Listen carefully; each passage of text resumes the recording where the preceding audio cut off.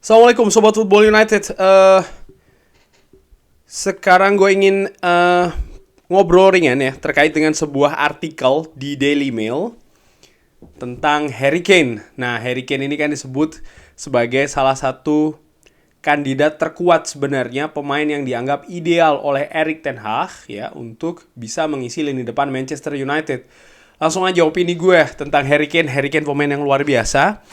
Dan sampai dengan sejauh ini gue sering bahas juga ya di beberapa konten, termasuk juga ketika ngobrol live. Terima kasih Sobat Football United yang rajin juga ya mengikuti ngobrol live. Di situ gue selalu tekankan, menurut gue Harry Kane itu sangat-sangat ideal. Punya pengalaman, punya jaminan, punya kualitas, punya ambisi, ingin memenangkan trofi ya kan. Ini merupakan paket komplit. Tapi ada kurangnya. Kurangnya apa? Ini dia yang akan gue bahas di konten kali ini dari Daily Mail. Ini dikatakan kalau Harry Kane sebenarnya ini masih berharap Manchester United akan berusaha kembali untuk mendatangkannya di musim panas ini. Tapi peluang untuk meninggalkan Tottenham Hotspur nampaknya sulit karena ini semua tergantung dengan Daniel Levy kalau mau menurunkan harga 100 juta pounds dari Harry Kane. Oke, kita ke artikelnya dulu. Manchester United telah mengakhiri keinginannya untuk mendatangkan Harry Kane karena harganya lebih dari 100 juta pounds yang diinginkan oleh Tottenham Hotspur. Sekarang Manchester United, The Red Devils ini bahkan disebut kalau sedang fokus untuk mendatangkan penyerang muda Denmark dari Atalanta ya, Rasmus Højlund. Namun demikian, Harry Kane dikabarkan sebenarnya ini masih berharap Manchester United ini akan membangkitkan kembali ya usahanya untuk mendatangkan dirinya di musim panas ini. Tapi ya ini semua tergantung kalau Daniel Levy ingin menurunkan harga 100 juta. Karena menurut gue, oke, nanti dulu deh ya, opini ntar dulu. Tapi peluang tersebut nampaknya sulit karena Daniel Levy juga dinilai ingin mempertahankan Harry Kane di Tottenham Hotspur. Manchester United dengan jelas mengatakan kalau mereka tidak ingin melakukan bisnis di angka 100 juta pounds ya untuk seorang pemain yang akan menjadi 30 tahun selanjutnya ya dalam bulan depan bahkan, dan punya 1 tahun kontrak. Klub memutuskan mengakhiri keinginannya untuk mendatangkan Harry Kane dan sekarang nampaknya mentarget Rasmus Højlund. Harga mendekati 80 juta pounds ini bisa menarik kembali Manchester United untuk bisa bernegosiasi dengan Harry Kane. Tapi manajer Erik ten Hag ini ingin untuk mendatangkan seorang striker dengan bukti-bukti atau jaminan-jaminan rekor yang bagus di Premier League. Ya tentu saja ini adalah seorang Harry Kane. Harry Kane ini sangat-sangat cocok ya dengan 213 golnya. Ini menjadi rekor terbanyak nomor 2 di bawah Alan Shearer. Wow, dan juga 58 gol untuk Inggris. Jelas jaminan gol dari Harry Kane. Chelsea disebutkan oleh Daily Mail ya. Ini merupakan salah satu opsi bagi Harry Kane, tapi sepertinya dia tidak akan merusak sejarahnya dengan Tottenham Hotspur dengan bergabung ke Stamford Bridge. Walaupun ya kalau ke Chelsea dia bisa bekerja sama kembali dengan Mauricio Pochettino. Daniel Levy juga menekankan dengan jelas kalau dia tidak ingin menjual Harry Kane ke klub Inggris lainnya, apalagi untuk memperkuat saingan. Real Madrid, Paris Saint-Germain, dan Bayern Munchen ini merupakan beberapa klub Eropa yang juga memonitor situasi dari Harry Kane, walaupun mereka juga tidak ingin membayar terlalu tinggi untuk pemain ya yang akan bisa jadi lepas secara gratisan dalam 1 tahun. Keinginan Harry Kane ke Manchester United ini sebenarnya jelas. Dia bahkan sebenarnya berharap Daniel Levy ini akan menurunkan harganya ya, bahkan di bawah 80 juta pounds. Tapi di sisi lain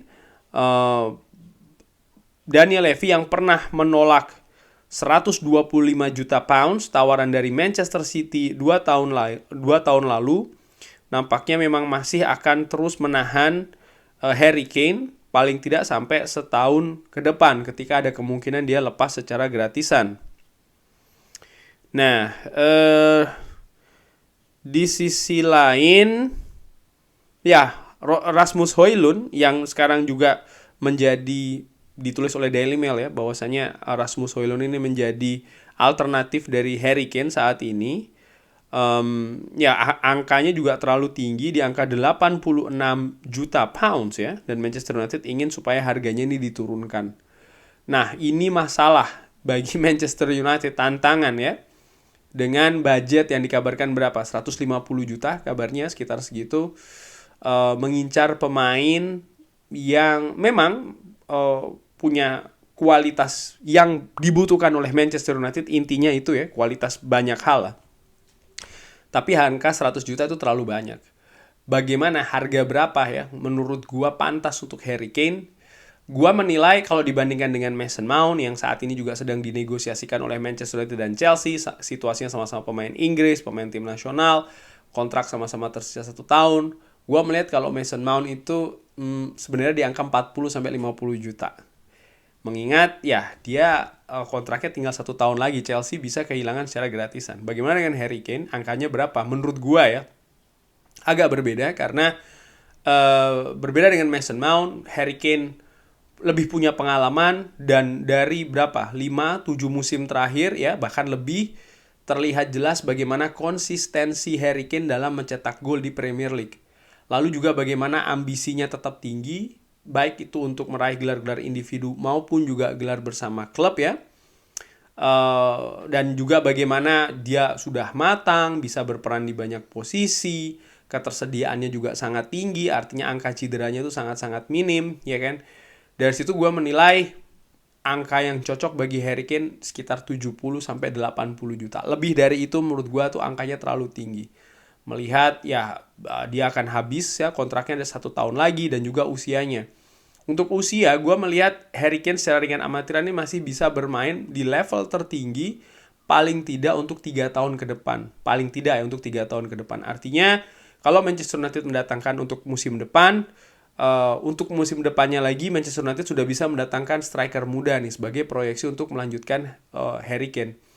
Idealnya musim ini mendatangkan 2 striker, satu yang berpengalaman, satu yang lebih muda. Tapi melihat situasi budget dari Manchester United kan, belum lagi penjaga gawang yang ada kemungkinan kalau David De Gea cabut maka harus ada uang yang dikeluarkan yang mungkin ini tidak direncanakan ya, karena memang fokusnya tadinya ingin memperpanjang kontrak dari David De Gea, tapi posisi kiper kalau seandainya ini ditinggalkan oleh David De Gea, mau itu Andre Onana ataupun pemain lain kan harganya tinggi dan ini sangat vital, tidak harus ada pemain yang datang, sehingga budget juga akan tersedot di sana. Dari situ gue juga melihat berapa banyak ya pemain yang akan datang di Manchester United. Gue prediksi secara ringan amatiran kalau situasinya seperti ini, nampaknya 3 pemain itu sudah angka yang maksimal sih yang akan datang di Old Trafford.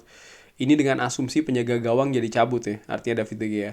Kalau penjaga gawang tetap David De Gea, gue memperkirakan mungkin artinya 3 pemain itu adalah pemain tim utama, pemain yang memang akan diandalkan. Tapi kalau seandainya memang David De Gea ini tetap stay di Manchester United, mungkin bisa lebih dari 3, maksimal 4 sih menurut gue ringan amatiran. Lebih dari itu nampaknya sulit. Kembali lagi soal masalah Harry Kane, ya gue masih belum melihat ada alternatif yang bisa mendekati dari Harry Kane sih, dari banyak sisi. Oke, Victor Osimhen itu yang dulu kan sering disebut ya kan, bahkan memecah suara lah katakanlah demikian, Harry Kane dan juga Victor Osimhen. Tapi kalau gue melihat harganya juga tidak realistis ya, 150 bahkan kabarnya 180 juta terakhir untuk Victor Osimhen.